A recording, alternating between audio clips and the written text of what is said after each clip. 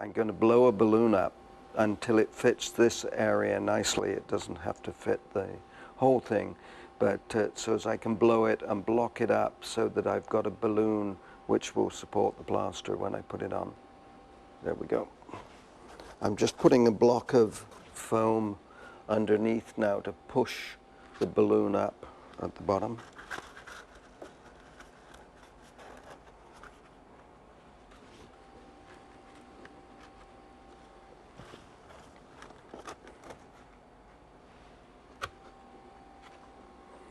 And I'm going to turn the pot over a little.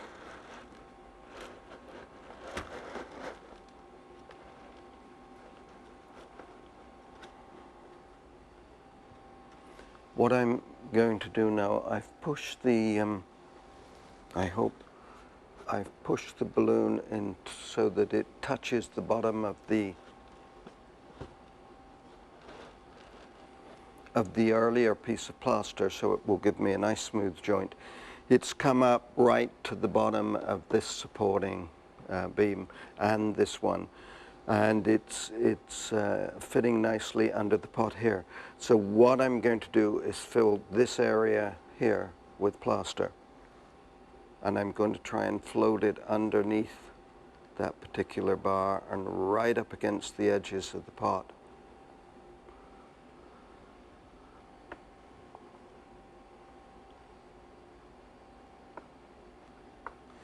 Where it joins the other plaster, it needs to go up against it really quickly because it's going to absorb water out of the plaster. That is, the dry plaster that's there is going to zap this new stuff and dry it really quickly.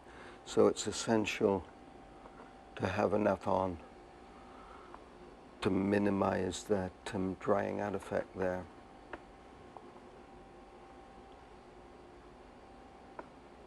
You can see it's already thickening. So one just tries to... The consistency of the plaster is so important because you can see I can move it down there. It's still quite fluid, and yet it's not running down the side of the pot. What I should do before I cut it up, and perhaps I should have done it before we started, is put some saran wrap down there just to protect the pot, but I think I can come back and do that.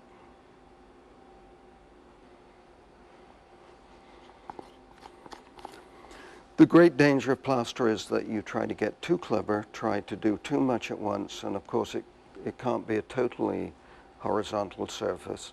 And when you get down here, if I put another spoonful of plaster on here at this moment, it's just going to flood down and drop off. It's sort of sat there at the moment, but could move easily. So I'm not going to go any further down. I'm just going to let that set up a little. Plaster shrinks, so it's essential that you keep checking that you have enough, especially where it joins the sherds of the pot and any previous plaster.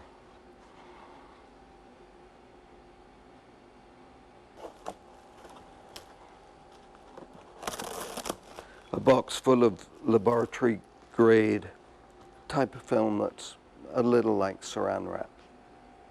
And I'm just going to stretch that across there and tuck it under there. What I'm going to try and do, when I'm cutting the plaster, I'm going to keep the, try and keep the surplus plaster off the pot. I'm using painter's tape, which hopefully it's going to stick it all down. The advantage of plain painter's tape is it pulls off quite easily. And I've sort of been watching this, and I'm trying not to touch it too soon. If it's still too soft, it's just, I don't know if you can see this, it's just at the stage where I can push it up and it stays there. I've got a fairly sharp line. I want to leave it just a second longer, and then I'm going to shape that into the shape of the pot. The danger is as soon as I start moving it, I move the balloon underneath because this isn't set up. And the danger is that the plaster, it's a little bit like an avalanche. It gets to a point where the plaster takes over and will slide off. And that's why I've tried to protect the pot, because sometimes it just does that. So what I'm going to try and do is work around the bottom and just very gently I'm just going to try and pull it down to the edges of the pot. But you can see it tends to move under its own. But the essential thing is to try and shape this plaster. The more shaping you can do of it at this stage, the easier it is, because if you find you've got excess plaster here, you can take it off at this stage quite easily.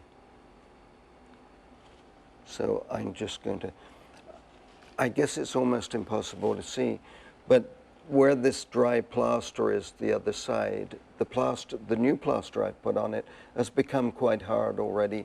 That's because the plaster I put on a couple of days ago is pulling the water out of the plaster I put on, and it's quite stiff here.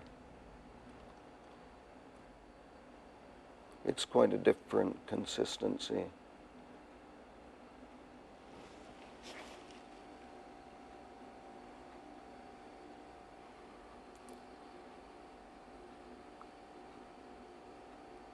You can see I can actually take plaster off of there and move it around a little.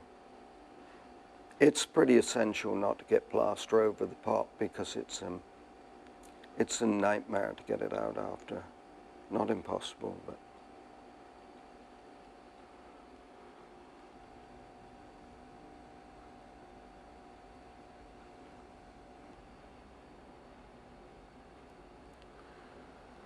So the plaster, as you can see, is kind of holding its shape.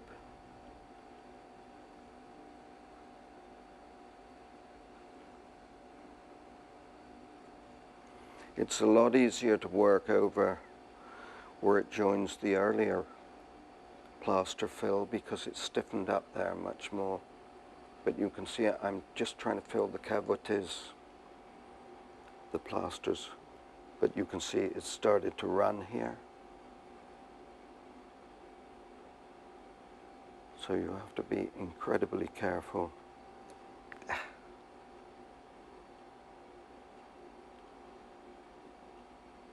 You'll see it sagging back this way. It's setting up here for the simple reason it's near the sherds, the pot sherds, and it's near the dry plaster, and that area at the top is dried out much more than this down here. But the absolutely essential thing is to try and fill holes and sort of form the general shape of the pot with a little bit of extra on it, because it's going to shrink a little. I can feel the balloon moving underneath. So it's absolutely essential not to be doing this as the plaster sets at the balloon surface, else you're going to get a lot of cracks and crazing inside. I'm just going to push that off the balloon. I don't want any thin edges. I want nice thick edges to work up against when the next lot of plaster goes on. So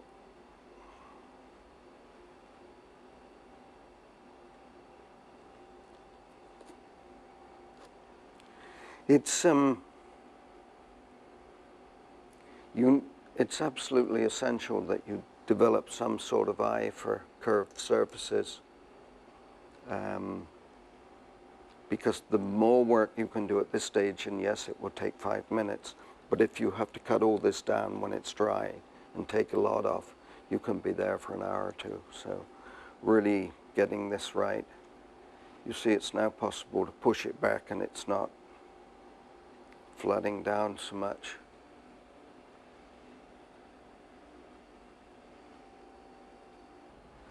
It's better to butt up plaster surfaces butt one against the other rather than overlap one, because if you overlap it, you have this plaster at the bottom is really hard.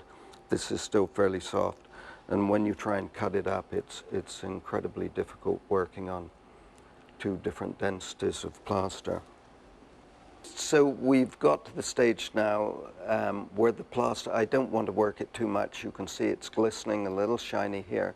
But up on the top, it's gone matte, and I can actually bounce my plaster trowel on it. That's, as I said before, it's because the water's getting absorbed over there and it's drying out more quickly.